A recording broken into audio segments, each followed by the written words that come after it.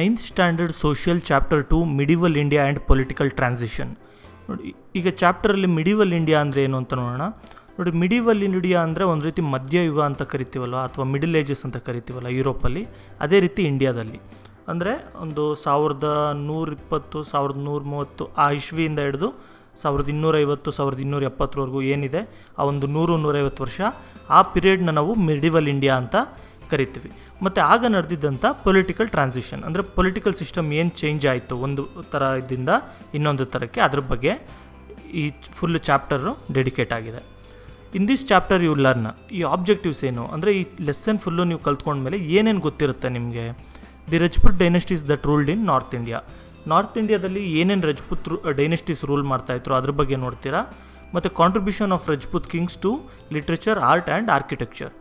ರಜಪೂತ್ ರಾಜರು ಯಾವ ರೀತಿ ಲಿಟ್ರೇಚರ್ಗೆ ಬರೆಯೋದಕ್ಕೆ ಬುಕ್ಸ್ ಯಾವ್ಯಾವ್ದು ಬರೆಸಿದ್ದಾರೆ, ಒಂದು ಪೇಂಟಿಂಗ್ಸ್ ಯಾವ್ಯಾವ್ದು ಮಾಡಿಸಿದ್ದಾರೆ, ಬಿಲ್ಡಿಂಗ್ಸ್ ಯಾವ್ಯಾವ ಥರ ಕಟ್ಟಿಸಿದ್ದಾರೆ, ಅದ್ರ ಬಗ್ಗೆ ನೋಡ್ಬೋದು.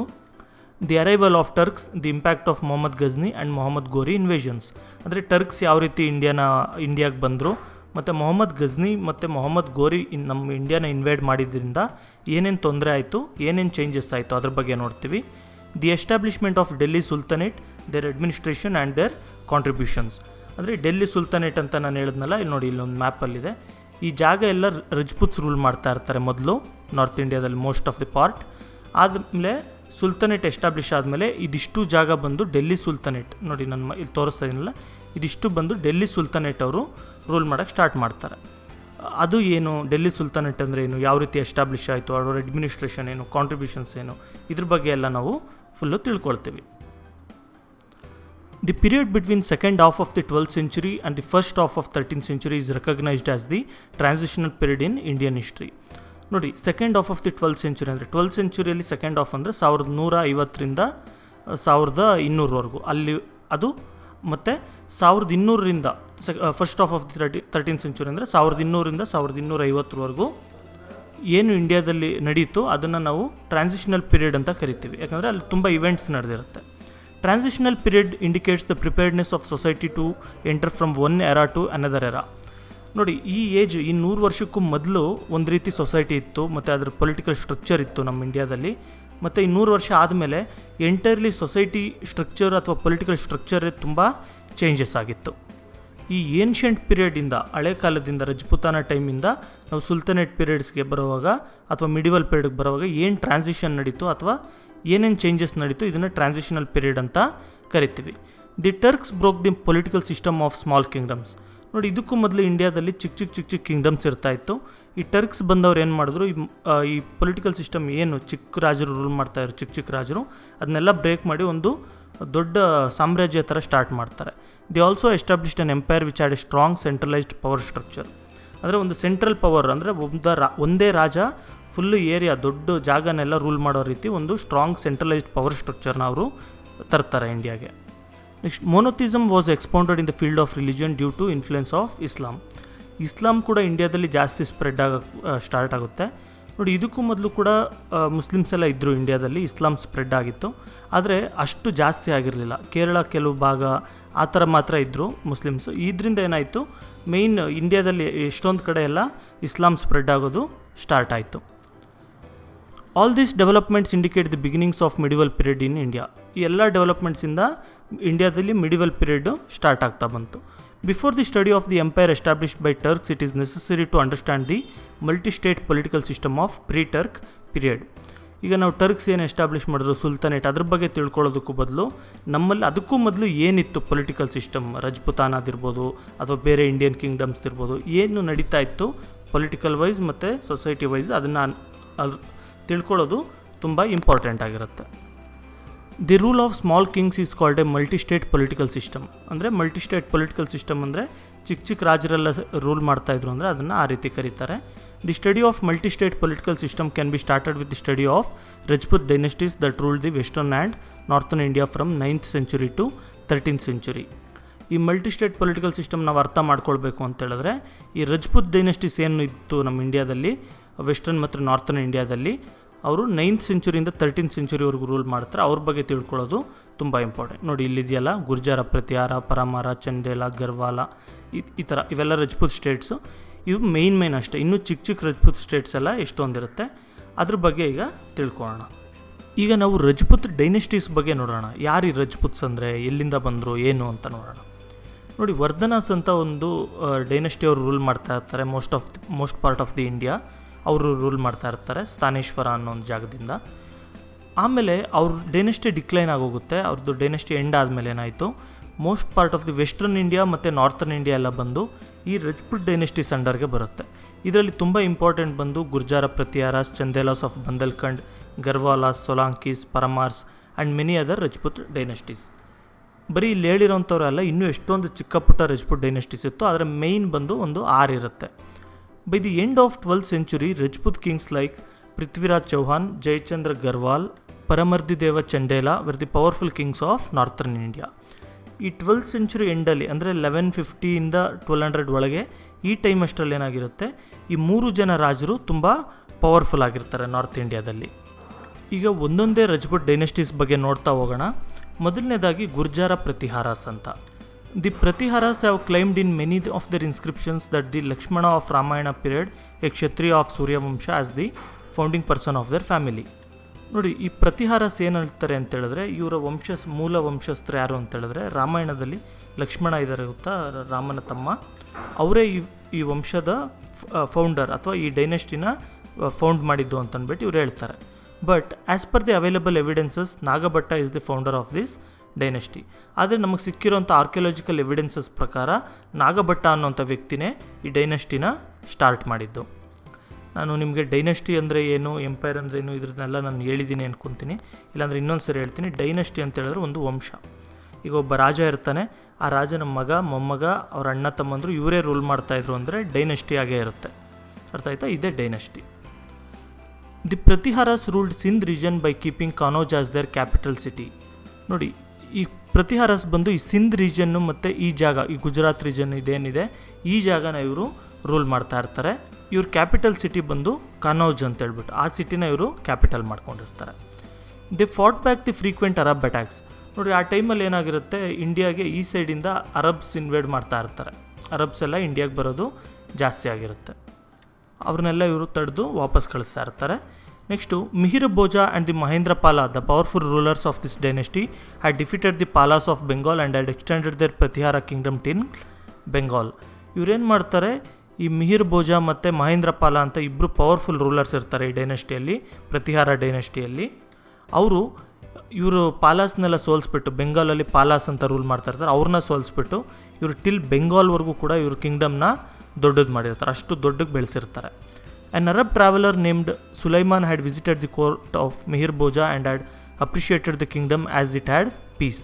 ನೋಡಿ, ಸುಲೈಮಾನ್ ಅನ್ನೋಂಥ ವ್ಯಕ್ತಿ ಅರಬ್ ಟ್ರಾವೆಲರು, ಇವರು ಮಿಹಿರ್ ಭೋಜ ಅಂತ ಒಬ್ಬ ರೂಲ್ ಮಾಡ್ತಾ ಇರೋಂಥ ಟೈಮಲ್ಲಿ ವಿಸಿಟ್ ಮಾಡಿರ್ತಾನೆ ಈ ಜಾಗನ.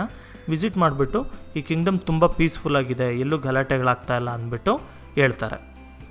ಪ್ರತಿಹಾರಾಸ್ ruled declined during the rule of Mahipala who succeeded Mahendrapala. Pratihara rule ಎಲ್ಲಿಂದ ಡಿಕ್ಲೈನ್ ಆಗೋಕ್ಕೆ ಸ್ಟಾರ್ಟ್ ಆಗುತ್ತೆ ಅಂತ ಹೇಳಿದ್ರೆ, ಮಹೇಂದ್ರಪಾಲ ಅಂತ ಒಬ್ಬ ರಾಜ ಇರ್ತಾನೆ, ಅವರ ನಂತರ ಬರೋವಂಥ ವ್ಯಕ್ತಿ ಮಹಿಪಾಲ ಅಂತ ಬರ್ತಾನೆ ರೂಲರು. ಆ ರೂಲ್ ಮಾಡ್ತಾ ಇರೋ ಟೈಮಲ್ಲಿ ಡಿಕ್ಲೈನ್ ಆಗೋಕ್ಕೆ ಸ್ಟಾರ್ಟ್ ಆಗುತ್ತೆ. ಈಗ ರಜಪೂತ್ ಡೈನೆಸ್ಟಿನ ಎರಡನೇ ಇಂಪಾರ್ಟೆಂಟ್ ಡೈನೆಸ್ಟಿ ಬಗ್ಗೆ ನೋಡೋಣ. ಅದು ಬಂದು ಗರ್ವಾಲ ಅಂತ ಹೇಳ್ಬಿಟ್ಟು. ನೋಡಿ, ಈ ಡೈನೆಸ್ಟಿಗೆ ಫೌಂಡರ್ ಬಂದು ಚಂದ್ರದೇವ ಅಂತ ಹೇಳ್ಬಿಟ್ಟು. Chandradeva, the founder of this dynasty, ruled the northern India keeping Varanasi as his capital city. ನೋಡಿ, ಈ ಚಂದ್ರದೇವ ಏನು ಮಾಡಿದ್ರೆ ವಾರಣಾಸಿನ ಇವ್ರು ಕ್ಯಾಪಿಟಲ್ ಸಿಟಿ ಮಾಡಿಕೊಂಡು ಮೋಸ್ಟ್ ಆಫ್ ದಿ ನಾರ್ತ್ ಇಂಡಿಯಾನ ಇವರು ರೂಲ್ ಮಾಡ್ತಾ ಇರ್ತಾರೆ. Govinda Chandra is another important ruler of this dynasty. ಈ ಡೈನೆಸ್ಟಿಯಲ್ಲಿ ಇನ್ನೊಬ್ಬರು ಇಂಪಾರ್ಟೆಂಟ್ ರಾಜ ಯಾರಪ್ಪ ಅಂತ ಹೇಳಿದ್ರೆ, ನೋಡಿ, ಒಂದು ಡೈನೆಸ್ಟಿ ಅಂತ ಹೇಳಿದ್ರೆ 100 ಜನ ರಾಜರು ಇರ್ತಾರೆ ಅಥವಾ 10 ಜನ ರಾಜರು ಇರ್ತಾರೆ. ಅದರಲ್ಲಿ ಇಂಪಾರ್ಟೆಂಟ್ ಬಗ್ಗೆ ಮಾತ್ರ ನಾವು ತಿಳ್ಕೊಳ್ಬೋದು. ನೋಡಿ, ಅಂಥದ್ರಲ್ಲಿ ಆ ಇಂಪಾರ್ಟೆಂಟ್ ರಾಜರಲ್ಲಿ ಗೋವಿಂದ ಚಂದ್ರ ಅನ್ನೋರು ಒಬ್ಬರು. He extended his rule till Malwa and Magadha by defeating the Palas. ನೋಡಿರಿ, ಪಾಲಾಸ್ನ ಸೋಲಿಸ್ಬಿಟ್ಟು ಮಾಲ್ವಾ ಮತ್ತು ಮಗಧ ಆ ಜಾಗನೆಲ್ಲ ಕೂಡ ಇವ್ರ ಅಂಡರ್ಗೆ ತಗೊಳ್ತಾರೆ. ಈ also defeated the Kings of Kalinga and Odisha. Orissa ಜಾಗದಲ್ಲಿ ಬಂದು ಕಳಿಂಗ ರಾಜರು ಅಂತ ಇರ್ತಾರೆ, ಅವ್ರನ್ನೆಲ್ಲ ಸೋಲಿಸ್ಬಿಟ್ಟು ಅಲ್ಲಿವರೆಗೂ ಕೂಡ ಇವರು ಕಿಂಗ್ಡಮ್ನ ಎಸ್ಟಾಬ್ಲಿಷ್ ಮಾಡ್ತಾರೆ. The rulers of Kashmir, Gujarat and Chola had cordial relationship with Govinda Chandra. Govinda Chandra ಜೊತೆ ಈ 3 ಜಾಗದ ರಾಜರೆಲ್ಲ ಬಂದು ಒಳ್ಳೆ ರಿಲೇಷನ್ಶಿಪ್ ಇಟ್ಕೊಂಡಿರ್ತಾರೆ, ಅಂದರೆ ಒಳ್ಳೆ ಫ್ರೆಂಡ್ಶಿಪ್ಪಿಂದ ಇರ್ತಾರೆ. ನೆಕ್ಸ್ಟ್ ಮೂರನೇ ಇಂಪಾರ್ಟೆಂಟ್ ರಜಪೂತ್ ಡೈನೆಸ್ಟಿ ಪರಮಾರಾಸ್ ಅಂತ. Paramaras came to prominence after the decline of Pratiharas. ನೋಡಿ, ಗುರ್ಜಾರ ಪ್ರತಿಹಾರಾಸ್ ಏನಿದ್ರು ಈ ಡೈನೆಸ್ಟಿ ಎಂಡ್ ಆಗೋ ಟೈಮಲ್ಲಿ ಅಥವಾ ಅದ್ರ ಫುಲ್ ಡಿಕ್ಲೈನ್ ಆದಮೇಲೆ ಈ ಪರಮಾರಾಸು ಅಧಿಕಾರಕ್ಕೆ ಬರ್ತಾರೆ ಅಥವಾ ರೂಲ್ ಮಾಡೋಕ್ಕೆ ಸ್ಟಾರ್ಟ್ ಮಾಡ್ತಾರೆ. Upendra Krishnaraja the feudatory king of Rashtrakutas founded this dynasty. ಈ ಡೈನೆಸ್ಟಿನ ಸ್ಟಾರ್ಟ್ ಮಾಡಿದ್ದು ಯಾರು ಅಂತ ಹೇಳಿದ್ರೆ ಉಪೇಂದ್ರ ಕೃಷ್ಣರಾಜ ಅನ್ನೋಂಥ ವ್ಯಕ್ತಿ. ಈ ವ್ಯಕ್ತಿ ಬಂದು ರಾಷ್ಟ್ರಕೂಟ ಕೇಳಿದಿರಲ್ಲ, ರಾಷ್ಟ್ರಕೂಟ ಎಂಪೈರ್, ರಾಷ್ಟ್ರಕೂಟ ಕಿಂಗ್ಡಮ್ ಅಂತ, ಅದರಲ್ಲಿ ಅಂಡರಲ್ಲಿ ಫ್ಯೂಡೇಟರಿ ರಾಜ ಆಗಿರ್ತಾನೆ, ಅಂದರೆ ಸಾಮಂತ ರಾಜ ಆಗಿರ್ತಾನೆ. ಈ ವ್ಯಕ್ತಿನೇ ಇದನ್ನು ಹೊಸದಾಗಿ ಡೈನೆಸ್ಟಿನ ಸ್ಟಾರ್ಟ್ ಮಾಡೋದು. ಇವ್ರ ಕ್ಯಾಪಿಟಲ್ ಸಿಟಿ ಬಂದು ದಾರಾನಗರ್ ಆಗಿರುತ್ತೆ. Bhoja is the most popular king of Paramaras dynasty. ನೋಡಿ, ಬೋಜಾ ಅನ್ನೋಂಥ ವ್ಯಕ್ತಿ ಪರಮಾರ ಡೈನೆಸ್ಟಿಗೆ ತುಂಬ ಫೇಮಸ್ ಅಥವಾ ಪಾಪ್ಯುಲರ್ ರಾಜ ಆಗಿರ್ತಾನೆ. He extended the Paramara state by defeating Kalyani Chalukyas, Gangas of Kalinga and northern Konkans. ನೋಡಿ, ಇವರು ಪರಮಾರಸ್ ಏನು ಮಾಡ್ತಾರೆ, ಈ ರಾಜ ಮೇಯ್ನಾಗೆ ಕಲ್ಯಾಣಿ ಚಾಲುಕ್ಯಾಸ್ನ, ಗಂಗಾಸ್ ಕಳಿಂಗ ಜಾಗ ಏನಿದೆ ಅದನ್ನು ಗಂಗಾಸ್ ರೂಲ್ ಮಾಡ್ತಾ ಇರ್ತಾರೆ, ಅವ್ರನ್ನ ಸೋಲಿಸ್ತಾರೆ. ಮತ್ತು ಕೊಂಕಣ್ ರೀಜನ್ ಅಂದರೆ ಮಹಾರಾಷ್ಟ್ರ ಸೈಡು, ಕೋಸ್ಟ್ ಸೈಡ್ ಇರುತ್ತೆ, ಆ ರಾಜ್ಯನೆಲ್ಲ ಒಂದಷ್ಟನ್ನು ಸೋಲಿಸ್ಬಿಟ್ಟು ಅಲ್ಲೆಲ್ಲ ಕೂಡ ಇವರು ಎಕ್ಸ್ಪ್ಯಾಂಡ್ ಮಾಡ್ತಾರೆ ಕಿಂಗ್ಡಮ್ನ. Though Bhoja experienced ups and downs in political sphere, he remained undefeated in the area of literature. ನೋಡಿ, ಇವರು ಪೊಲಿಟಿಕಲ್ ಸ್ಫಿಯರಲ್ಲಿ ಅಂದರೆ ಒಂದು ಯುದ್ಧದಲ್ಲಿ ಗೆಲ್ಲೋದು, ಒಂದು ಯುದ್ಧದಲ್ಲಿ ಸೋಲೋದು, ಪೊಲಿಟಿಕಲಿ ಒಂದರಲ್ಲಿ ಹಿಂದೆ ಹೆಜ್ಜೆ ಹಾಕೋದು, ಮುಂದೆ ನಡೆಯೋದು, ಈ ಥರ ನಡೆದರೂ ಕೂಡ ಲಿಟ್ರೇಚರಲ್ಲಿ ಬರೆದಿರೋ ಬುಕ್ಸ್ಗಳಲ್ಲಿ ಇದರಲ್ಲಿ ಇವ್ರಿಗೆ ತುಂಬ ಒಳ್ಳೆ ಸ್ಥಾನ ಸಿಕ್ಕಿದೆ ಇವ್ರಿಗೆ. He himself was a poet. ಇವರೇ ಒಬ್ಬ ಪೊಯೆಟ್ ಆಗಿರ್ತಾರೆ, ಅಂದರೆ ಕವಿ ಆಗಿರ್ತಾರೆ. As the kings who came after him were weak, the Paramara dynasty decline.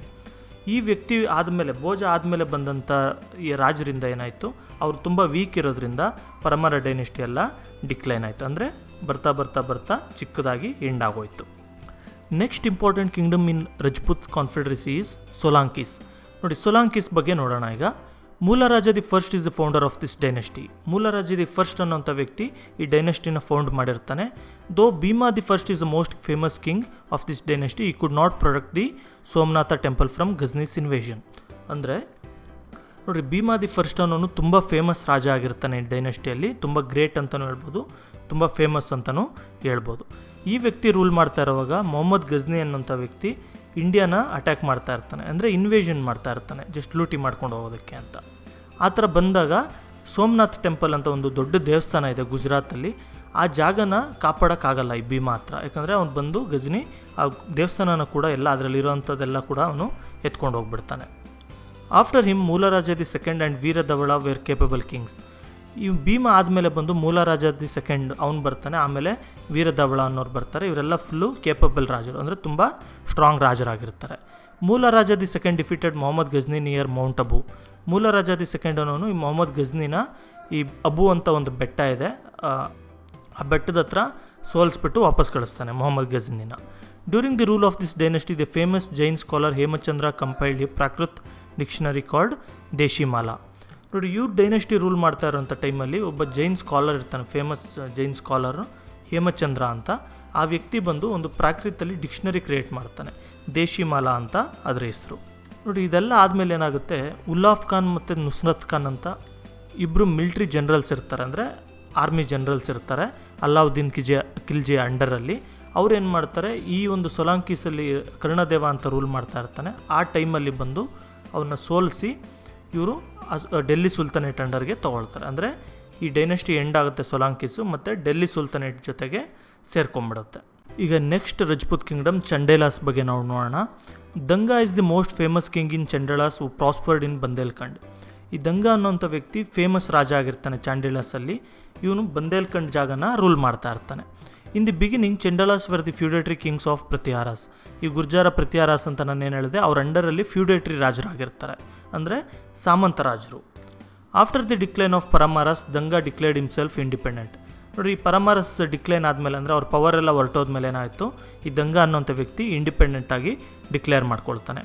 ಈ took hold of the eastern part of Paramara kingdom and extended his kingdom by defeating Palas and Adras. ಇವನೇನು ಮಾಡ್ತಾನೆ, eastern part ಪರಮಾರಸ್ rule ಏನು ಮಾಡ್ತಾ ಇರ್ತಾರೆ ಕಿಂಗ್ಡಮ್, ಅದಕ್ಕೆ eastern ಪಾರ್ಟ್ಸ್ನ ಇವನ ಅಂಡರ್ಗೆ ತೊಗೊಂಡು ಅಲ್ಲಿಂದ ಇವನೇ ಓನಾಗಿ ರೂಲ್ ಮಾಡೋಕ್ಕೆ ಸ್ಟಾರ್ಟ್ ಮಾಡ್ತಾನೆ. ಮತ್ತು ಆ ಕಿಂಗ್ಡಮ್ನ ಇನ್ನೂ ಎಕ್ಸ್ಪ್ಯಾಂಡ್ ಮಾಡ್ತಾನೆ, ಪಾಲಾಸ್ನ ಮತ್ತು ಆದ್ರಾಸ್ನ ಸೋಲಿಸಿ. Dhanga who add the title Maharajadhiraja, ಅದರ ಅರ್ಥ ಕಿಂಗ್ಸ್ ಆಫ್ ಕಿಂಗ್ಸ್, ಈ ಟೈಟಲ್ ಕೊಟ್ಟಿರ್ತಾರೆ. Extended military assistance to Hindu Shahi king Jayapala to fight back attacking Turks. ನೋಡಿ ಇವನು ಈ ಟೈಮಲ್ಲಿ ಏನಾಗುತ್ತೆ ಅಂದರೆ ಟರ್ಕ್ಸ್ ಅಟ್ಯಾಕ್ ಮಾಡ್ತಾ ಇರ್ತಾರೆ. ಆವಾಗ ಜಯಪಾಲ ಅಂತ ಒಬ್ಬ ರಾಜ ಇರ್ತಾನೆ. ಆ ರಾಜ ಬಂದು ಈ ಟರ್ಕ್ಸ್ನ ಎದುರಿಸೋಕ್ಕೆ, ಅಂದರೆ ಈ ಮುಸ್ಲಿಂ ಇನ್ವೇಡರ್ಸ್ ಏನಿರ್ತಾರೆ ಆ ಟೈಮಲ್ಲಿ ಅವ್ರನ್ನ ಎದುರಿಸೋಕ್ಕೆ ಅಂದ್ಬಿಟ್ಟು ಆರ್ಮಿನ ರೆಡಿ ಮಾಡಿಸಿರ್ತಾನೆ. ಅದಕ್ಕೆ ಕೂಡ ಈ ಮಹಾರಾಜಾಧಿರಾಜ ಅಂತ ಟೈಟಲ್ ತೊಗೊಂಡಿರ್ತಾನೆ ದಂಗ ಅನ್ನೋಂಥ ವ್ಯಕ್ತಿ ಏನು ಮಾಡ್ತಾನೆ, ಹೆಲ್ಪ್ ಮಾಡ್ತಾನೆ, ಆರ್ಮಿ ಎಲ್ಲ ಕೊಟ್ಟು ನೀವು ಫೈಟ್ ಮಾಡಿರಿ ಅವನ್ನ ಅಂತ. Finally due to the infighting and lack of unity among Rajputs Khilji sultans conquered this kingdom. ನೋಡಿರಿ ಆಮೇಲೆ ಏನಾಗುತ್ತೆ, ರಜಪೂತ್ಸಲ್ಲೇ ಒಳಗೊಳಗೆ ಕಿತ್ತಾಟ ಅದೆಲ್ಲ ಮಾಮೂಲಿ ಇದ್ದೇ ಇರುತ್ತೆ. ನೀವು ಕೇಳಿರ್ತೀರ ರಜಪೂತ್ಸಲ್ಲಿ ಒಬ್ರಿಗೊಬ್ರು ತುಂಬ ಆಗ್ತಾ ಇರಲ್ಲ ಅಂತ.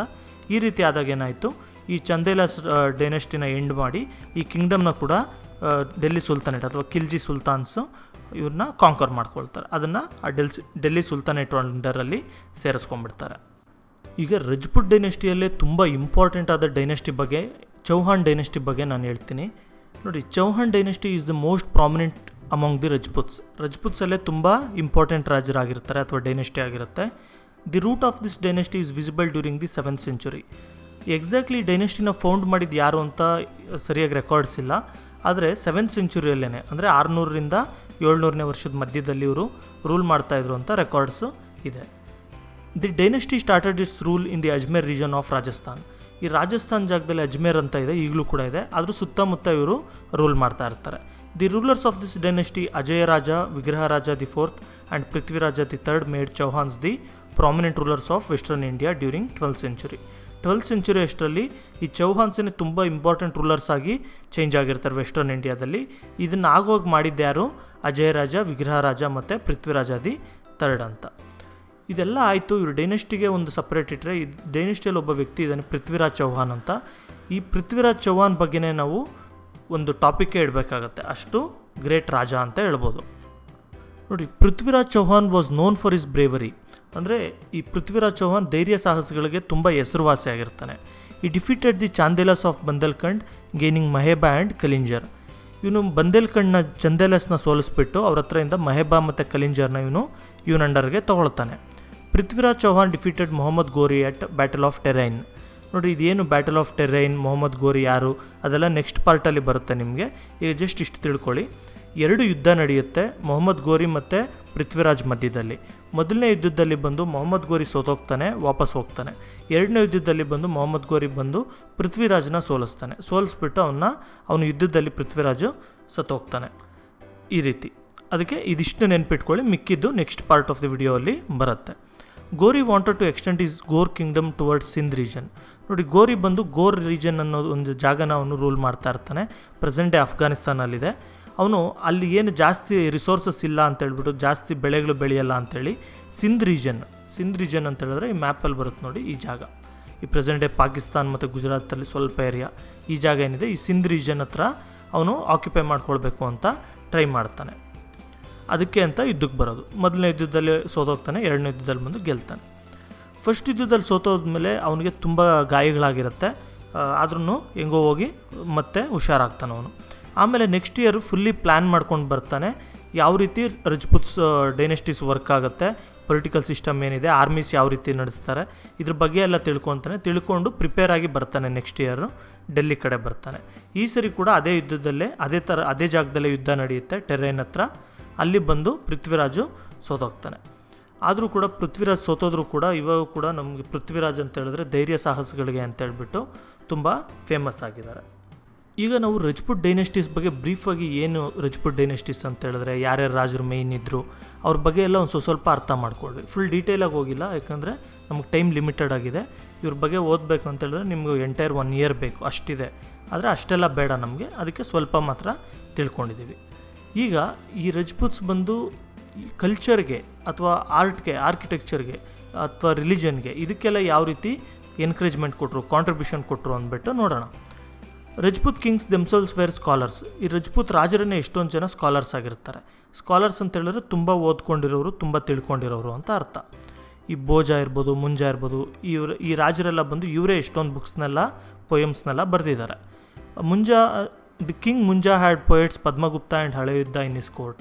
ನೋಡಿರಿ, ಮುಂಜಾ ಅಂತ ಒಬ್ಬ ರಾಜ ಇರ್ತಾನೆ, ಅವನ ಆಸ್ಥಾನದಲ್ಲಿ ಹಳೆಯುದ್ಧ ಮತ್ತು ಪದ್ಮಗುಪ್ತ ಅನ್ನೋಂಥ ಪೊಯೆಟ್ಸ್ಗಳು ಕೂಡ ಇದ್ದರು. King Bhoja had extended his royal patronage to the Jain scholars Shantisena, Prabhachandra Suri and Ganapala during his rule. ಈ ಜೈನ್ ಸ್ಕಾಲರ್ಸ್ಗೆ ಈ ರಾಜ ಭೋಜ ಅಂತ ಏನಿರ್ತಾನೆ, ಭೋಜ ರಾಜ ಅಂತ ಆ ವ್ಯಕ್ತಿ ಇವ್ರಿಗೆಲ್ಲ ಕೂಡ ರಾಯಲ್ ಪ್ಯಾಟರ್ನೇಜ್ ಕೊಟ್ಟಿರ್ತಾನೆ. And the poetic works of Jayadeva's Gita Govinda, Bharavi's Kiratarjuniya, Bhartrihari's Ravanavadha, Mahendra Pala's Kavya Mimamsa were written during the rule of Rajputs. ಈ ರಜಪುತ್ಸ್ ರೂಲ್ ಮಾಡೋ ಟೈಮಲ್ಲೇ ಈ ಬುಕ್ಸ್ ಎಲ್ಲ ಬರೆದಿರೋ ಅಂಥದ್ದು. Dramas like Rajashekhara's Balaramayana and Karpura Manjari's Bhavabhuti's, Mahendra Viracharita and Uttara Ramacharita and historical works like Kalhana's Rajatarangini, Jayanaka's Prithviraja Vijaya and Hemachandra's Kumarapala Charitra are important works. ಇವೆಲ್ಲ ಕೂಡ ಇಂಪಾರ್ಟೆಂಟ್ ವರ್ಕ್ಸ್ ಅಂತ ಹೇಳ್ಬೋದು. ಡ್ರಾಮಾಸ್ ಅಂದರೆ ಒಂದು ನಾಟಕಗಳು ಬರೆದಿರೋ ಅಂಥವು ಆಗಿರುತ್ತೆ. ಪೃಥ್ವಿರಾಜ ರಾಸೋ ಬೈ ಚಾಂದ್ ಬರ್ದಾಯ್ ಆ್ಯಂಡ್ ಭೋಜ ಪ್ರಬಂಧ by Ballala R the noted biographies of Rajput rulers. ನೋಡಿ, ಪೃಥ್ವಿರಾಜ ರಾಸೋ ಅಂತ ಹೇಳಿದ್ರೆ ಪೃಥ್ವಿರಾಜ್ ಚೌಹಾನ್ ಬಗ್ಗೆ ಬರೆದಿರೋ ಅಂಥ ಬುಕ್. ಅವ್ರ ಮಿನಿಸ್ಟ್ರು ಬರ್ತಾನೆ ಚಾಂದ್ ಬರ್ದಾಯಿ ಅಂತ. ಆ ಚಾಂದ್ ಬರ್ದಾಯಿ ಮತ್ತು ಅವರು ಇಬ್ಬರು ಅಪ್ಪ ಮಕ್ಕಳು ಸೇರಿ ಬರೆದಿರ್ತಾರೆ ಆ ಬುಕ್ ಅದು. ನೆಕ್ಸ್ಟು ಭೋಜ ಪ್ರಬಂಧ ಅಂತ ಹೇಳ್ಬಿಟ್ಟು ಇದನ್ನು ಬರೆದಿರೋವಂಥನು ಬಲ್ಲಾಳದೇವ. ರಾಜ ಭೋಜರಾಜ ಅಂತೇನು ವ್ಯಕ್ತಿ ಇರ್ತಾನೆ ಅವನ ಬಗ್ಗೆ ಬರೆದಿರೋ ಅಂಥದ್ದು. ಇವು ರಜಪೂತ್ ರೂಲರ್ಸ್ ಬಗ್ಗೆ ಬರೆದಿರೋಂಥ ಬಯೋಗ್ರಫೀಸ್ ಆಗಿದೆ. ಬಯೋಗ್ರಫಿ ಅಂದರೆ ಒಂದು ವ್ಯಕ್ತಿ ಬಗ್ಗೆ ಬರೆದಿರೋ ಅಂಥ ಒಂದು ಬುಕ್, ಎಂಟೈರ್ಲಿ ಆ ವ್ಯಕ್ತಿ ಬಗ್ಗೆನೇ ರಿಸರ್ವ್ ಮಾಡಿರೋವಂಥದ್ದು. ಅದನ್ನು ನಾವು ಬಯೋಗ್ರಫಿ ಅಂತ ಕರಿತೀವಿ. Gujarati, Rajasthani and Hindi languages developed during this period. ಈ ಮೂರು ಲ್ಯಾಂಗ್ವೇಜಸ್ಸು ತುಂಬ ಡೆವಲಪ್ ಆಗುತ್ತೆ ಆ ಟೈಮಲ್ಲಿ. The educational institutions of Nalanda, Kashi, Vikramashila, Ujjayini received support from Rajputs. ನೋಡಿ, ಎಷ್ಟೊಂದು ಎಜುಕೇಷನಲ್ ಇನ್ಸ್ಟಿಟ್ಯೂಷನ್ಸ್ ಅಂದರೆ ಆ ಕಾಲಕ್ಕೆ ಕಾಲೇಜ್ ಥರ ಲೆಕ್ಕ. ನಲಂದ ವಿಶ್ವವಿದ್ಯಾನಿಲಯ, ಕಾಶಿ, ವಿಕ್ರಮಶಿಲಾ, ಈ ಜಾಗದಲ್ಲೆಲ್ಲ ಎಷ್ಟೊಂದು ಆಶ್ರಮ ಟೈಪು ಮತ್ತು ಯೂನಿವರ್ಸಿಟಿ ಟೈಪೆಲ್ಲ ಇರ್ತಾಯಿತ್ತು. ಅದಕ್ಕೆಲ್ಲ ಕೂಡ ಇವರು ಎಷ್ಟೊಂದು ಕೊಡುಗೆಗಳನ್ನ ಕೊಟ್ಟಿದ್ದರು. ಮತ್ತು ಇನ್ನೊಂದು ಏನಕ್ಕಪ್ಪ ರಜಪೂತ್ಸ್ ಫೇಮಸ್ ಅಂತ ಹೇಳಿದ್ರೆ ಇವ್ರು ಕಟ್ಟಿದಂಥ ಕೋಟೆಗಳಿಗೆ. ಈಗಲೂ ಕೂಡ ಇವ್ರ ಕೋಟೆಗಳನ್ನೆಲ್ಲ ನೀವು ನೋಡ್ಬೋದು ಸುಮಾರು ಜಾಗದಲ್ಲೆಲ್ಲ. The Rajput kings constructed spacious forts in Chittor, Mandu, Ranthambore, Jodhpur, Gwalior of north India. ಈ ಜಾಗದಲ್ಲೆಲ್ಲ ಎಷ್ಟೊಂದು ಕೋಟೆಗಳನ್ನೆಲ್ಲ ಕಟ್ಟಿರ್ತಾರೆ. They built palaces in Jaipur, Gwalior, Udaipur. ನೋಡಿ, ಇವರು ಎಷ್ಟೊಂದು ಪ್ಯಾಲೇಸಸ್ಗಳ ಕಟ್ಟಿಸ್ತಾರೆ, ಜೈಪುರ್, ಗ್ವಾಲಿಯರ್, ಉದಯ್ಪುರ್ ಅಂತೆಲ್ಲ ಹೇಳಿ ಆ ಜಾಗಗಳಲ್ಲಿ. Dilawar temple ಕಟ್ಟಿಸ್ತಾರೆ, Vimala temple, ಲೂನಾವಾಸೈ temple, ಇವೆಲ್ಲ ಕೂಡ ಕಟ್ಟಿಸ್ತಾರೆ. ಮೌಂಟ್ ಅಬು ಮೇಲೆ ಇದಿದೆ ಲೂನಾವಾಸೈ ಅಂತೇಳಿ. All these are beautiful and known for artistic architecture. ಇದೆಲ್ಲ ತುಂಬ ನೋಡೋಕ್ಕೆ ಸೂಪರ್ ಚೆನ್ನಾಗಿದೆ. ಮತ್ತು ಇದು ತುಂಬ ಏನಕ್ಕೆ ಫೇಮಸ್ ಅಂತ ಹೇಳಿದ್ರೆ ತುಂಬ ಆರ್ಟಿಸ್ಟಿಕ್ಕಾಗಿ ಆರ್ಕಿಟೆಕ್ಚರ್ ಇರುತ್ತೆ. ಅಂದರೆ ಒಳ್ಳೆ ಕೆತ್ತನೆಗಳೆಲ್ಲ ಇದೆ ಮತ್ತು ಒಳ್ಳೆ ಡಿಸೈನ್ ಇದೆ ಟೆಂಪಲ್ಗಳೆಲ್ಲ. The Chandelas build Kandariya's temple in Khajuraho ಅಲ್ಲಿ ಒಂದು ದೇವಸ್ಥಾನಗಳು ಕಟ್ಟಿಸ್ತಾರೆ. Shiva and Vishnu temples were more in number among the temples built during their reign. ಇವರು ಆಡಳಿತದಲ್ಲಿ ಇವರು ರೂಲ್ ಮಾಡ್ತಾ ಇದ್ದ ಟೈಮಲ್ಲಿ ಶಿವನ ದೇವಸ್ಥಾನಗಳು ಮತ್ತು ವಿಷ್ಣು ದೇವಸ್ಥಾನಗಳು ತುಂಬ ಜಾಸ್ತಿ ಇದೆ. ದಿ ಆಲ್ಸೋ ಎನ್ಕರೇಜ್ಡ್ ಪೇಂಟಿಂಗ್ನ ಕೂಡ ಇವರು ಎಷ್ಟೊಂದು ಎನ್ಕರೇಜ್ ಮಾಡ್ತಾರೆ. The painting style of this period is classified as Rajasthani painting style and Pahari painting style. ನೋಡಿ, ಇವ್ರ ಟೈಮಲ್ಲಿ ಇದ್ದಿದ್ದಂಥ ಒಂದು ಸ್ಟೈಲ್ ಆಫ್ ಪೇಂಟಿಂಗ್ ಬರುತ್ತೆ. ಇವಾಗ ಮಾಡ್ರನ್ನು, ಆಬ್ಸ್ಟ್ರಾಕ್ಟ್ ಆ ಥರ ಎಲ್ಲ ಹೇಳ್ತಾರಲ್ಲ, ಆ ರೀತಿ ಇವ್ರ ಟೈಮಲ್ಲಿ ಬಂದು ರಾಜಸ್ಥಾನಿ ಪೇಂಟಿಂಗ್ ಸ್ಟೈಲು ಮತ್ತು ಪಹಾರಿ ಪೇಂಟಿಂಗ್ ಸ್ಟೈಲ್ ಅಂತ ಎರಡು ಥರ ಸ್ಟೈಲ್ ಇತ್ತು. Rajasthani painting style can be seen in Mewar, Bikaner, Jodhpur, Jaisalmer and Bundi. ಈ ಜಾಗಗಳಲ್ಲೆಲ್ಲ ನಾವು ರಾಜಸ್ಥಾನಿ ಪೇಂಟಿಂಗ್ ಸ್ಟೈಲ್ ನೋಡ್ಬೋದು. ಪಹಲಾರಿ ಪೇಂಟಿಂಗ್ ಸ್ಟೈಲ್ನ ನಾವು ಕಾಸೋಲಿ, ಜಮ್ಮು, ಗರ್ವಾಲ್ ಈ ಜಾಗದಲ್ಲೆಲ್ಲ ನೋಡ್ಬೋದು. Like this Rajputs have a special place in the history of India. ಈ ರೀತಿ ಇವ್ರು ಕೊಟ್ಟಿರೋಂಥ ಕಾಂಟ್ರಿಬ್ಯೂಷನ್ಸಿಂದ ಬಂದು ಒಂದು ಇಂಡಿಯನ್ ಹಿಸ್ಟ್ರಿಯಲ್ಲಿ ಒಂದು ಸ್ಪೆಷಲ್ ಪ್ಲೇಸ್ನ ಇವರು ಆಕ್ಯುಪೈ ಮಾಡ್ಕೊಂಡಿದ್ದಾರೆ. ಮತ್ತು ನೋಡಿ, ಇದೆಲ್ಲ ಒಂದು ಸಪ್ರೇಟ್ ಆದರೂ ಕೂಡ ರಜಪೂತ್ಸ್ ಮೇಯ್ನ್ ಏನಂತ ಹೇಳಿದ್ರೆ ಅವರು ಧೈರ್ಯ ಸಾಹಸಗಳಿಗೆ ಮತ್ತು ಅವರು ಯುದ್ಧಗಳಿಗೆ ತುಂಬ ಫೇಮಸ್. ಅಂದರೆ ಅವ್ರದ್ದು ಕತ್ತಿಗಳಿರ್ಬೋದು, ಅದೆಲ್ಲ ನಮ್ಮ ಇಂಡಿಯನ್ ಹಿಸ್ಟ್ರಿಯಲ್ಲಿ ಅಷ್ಟು ಅದ್ರ ಬಗ್ಗೆ ಎಕ್ಸ್ಪ್ಲೈನ್ ಮಾಡಲ್ಲ. ಆದರೆ ಅವರು ಯೂಸ್ ಮಾಡ್ತಿರೋಂಥ ವೆಪನ್ಸ್ ಇರ್ಬೋದು ಮತ್ತು ಆರ್ಮರ್ ಇರ್ಬೋದು, ಇದಕ್ಕೆಲ್ಲ ಅವರು ತುಂಬ ಫೇಮಸ್. ಅದು ವರ್ಲ್ಡ್ ಕ್ಲಾಸ್ ಆಗಿರುತ್ತೆ. ಅಂದರೆ ಬೇರೆ ಪ್ರಪಂಚದಲ್ಲಿ ಬೇರೆ ದೇಶಗಳಲ್ಲಿ ದೊಡ್ಡ ದೊಡ್ಡ ದೇಶಗಳಲ್ಲಿ ಏನು ಕ್ವಾಲಿಟಿ ಮೆಟಲ್ಸ್ ವರ್ಕ್ ಏನು ನಡೀತಾ ಇರುತ್ತೆ ಅದೇ ರೀತಿ ಇಲ್ಲೂ ಕೂಡ ಇರುತ್ತೆ. ಕ್ವಾಲಿಟಿ ಅಂತೂ ಸೂಪರಾಗಿರುತ್ತೆ ವೆಪನ್ಸ್ದೆಲ್ಲ.